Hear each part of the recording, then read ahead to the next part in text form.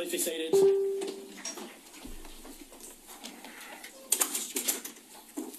Your Honour, Commissioners, this is the Royal Commission's 54th case study. This public hearing will, you say, both of you in your statement, that the Jehovah's Witnesses teach that child sexual abuse is an abhorrent sin. That's right, isn't it? That's correct. Right. And it's that teaching of the Jehovah's Witnesses that you rely on as an important element of your strategy to make the organisation a child-safe organisation. Is that right? That and making sure that we conform with whatever legal requirements there are. We've taken the recommendations of the Royal Commission seriously. Mr. Spinks, I said it's an important element. And what I'm saying is one of the things you say with regard to what you do to make your organisation child safe is that you teach Jehovah's Witnesses that child sexual abuse is an abhorrent sin. Is that right? That's correct. Yes. And of course, just what child sexual abuse is in the eyes and in the teaching of the organisation is therefore important. Do you accept that? Yes. And to the Royal Commission, child sexual abuse includes sexual or sexualised activity by an adult with anyone under the age of consent. Do you accept that? Yes. Now, I'd like to refer you to the letter to elders at tab 7 and seek your clarification with regard to something. In particular, if on page 2 you would look at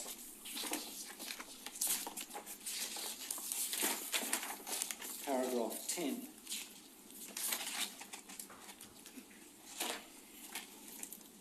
which is headed Congregation Considerations, and you'll see some distinctions are drawn. And in particular, the sentence I want to ask you about is the last sentence, but by all means read the whole lot. And the last sentence says, rather, this is in relation to what is child sexual abuse, we are referring to an adult guilty of sexually abusing a minor who is a young child. I don't think there's any question about that. And it goes on, or an adult guilty of sexual involvement with a minor who is approaching adulthood but was not a willing participant. Now, the question there is really this. This seems to be saying that within the eyes of the organisation and teaching of the organisation, a minor consenting to sexual involvement with an adult, a more mature minor, or as it's put here, a minor who is approaching adulthood, is not regarded as child sexual abuse. No, that's not correct. That's not the intent of that, and if I could briefly explain. Yes, so what I'm getting at is to understand the organisation's teaching or understanding as to where the line is drawn with regard to looking at the question of age or majority, where the line is drawn with regard to what is child sexual abuse. I think if you go back to earlier in the paragraph, if I could, to give that context, and remembering that this is in addition to whatever legal implication, this is a congregation consideration. It says, when discussing child sexual abuse from a congregation standpoint, we're not discussing a situation in which a minor who is a willing participant and who is approaching adulthood is involved in sexual activity with an adult who is a few years older than the minor. So while that's a broad expression, our experience has been, for example, where we have seen it as child sexual abuse. One of the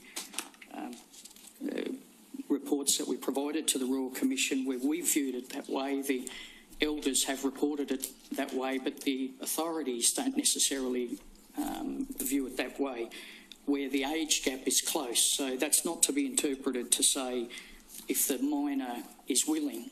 There are situations where, for example, a 19-year-old and a 16-year-old may have a consensual relationship. Now, there may be an implication under law, there may not.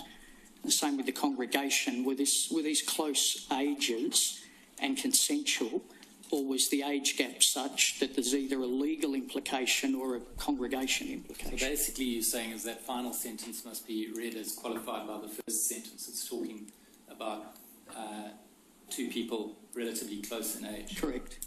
Right. What is understood by a participant who is approaching adulthood? What does that mean? For example, Your Honour, there may be a 16-year-old whose age of consent, and we're not, while we promote high moral standards, we're not so naive as to think that 16 and 18-year-olds aren't having sex. So we appreciate that there are circumstances where you've got two consenting people. One is technically by law an adult, one is approaching adulthood. So it's in that context. Again, ask you, what do you understand to be someone approaching adulthood? That was the example I used, Your Honour, where... 16-year-old? Well, not necessarily. I'm trying to find out. Well, I think the law is probably clear to us on that. For example, a 16-year-old may be able to consent. And so again, if it was a 16 and an 18-year-old, we are not talking about here young teenagers with adults. We're talking about where there's a similar age. I understand what you're talking about. I'm still trying to find out what you understand to be a participant approaching adulthood. It would always be someone of a close age to 18, Your Honour. That's our understanding. You know, that's how we view it, taking into account the whatever legal implications there are too. So it wouldn't include a 16-year-old in your understanding? I did mention the example that the law would permit a 16-year-old in some states to have sex with an 18-year-old. We're not going to necessarily view it differently if they're of if it's a consensual relationship between a 16-year-old and an 18-year-old. Well, let's test it further. What about a 15-year-old? I think in most cases the law would have an implication there as well that we would take into account. And each situation we would get legal advice, but also make a determination, is this two young people of a similar age that have a consensual relationship, or is one using his, for example, authority or older age to take advantage of the younger person? Well, the difficulty, Mr. Spence, that you face, isn't it, is that according to your teachings, the Bible doesn't specify an age as to when one reaches adulthood. That's correct. And I suppose in ancient times, and you'll correct me if I'm wrong, it may have been at the time that the scriptures were written that someone in modern times would be regarded as very young, like a 13, 14-year-old might be able to marry. Would that be right? Certainly not in the Bible. Thank you for... I appreciate that is the case in some cultures, but the Bible teaches very clearly that it would be someone who's past youth. But your point is taken that there's no strict rule in the scriptures. Well, but that leaves us to the question of when is past youth. I probably am not understanding your question. I don't want to be evasive because, again, we've had, and I'll be very happy to provide the details of this to the Commission, we've had situations recently because of our heightened sense of awareness of these issues where the elders have taken a young couple, one recently in Victoria where the girl was 15 and the young man was in his early 20s. They're from a culture outside Australia, courting young. They were obligated under law to go to the police. The elders went with the family to interpret, and the police said in that instance that they didn't view it as a sexual assault of the minor. So there are complications. From a congregation point of view, we probably have a stricter view than the law. Mr. Spinks, I don't want to spend time on it. The simple point is this, is the law, perhaps for reasons of pragmatism as much as anything else, and draws clear lines between when one can consent and when one can't consent legally to sexual intercourse, whereas the Jehovah's Witnesses don't. And would it not make your approach to things a lot easier and a lot clearer if you just followed the clear lines of the law in relation to this? That's a complete misunderstanding. I apologise, Mr. Stewart. This is a secondary consideration to the law. Jehovah's Witnesses will always abide by the law. So this expression relates to where the law doesn't have an implication.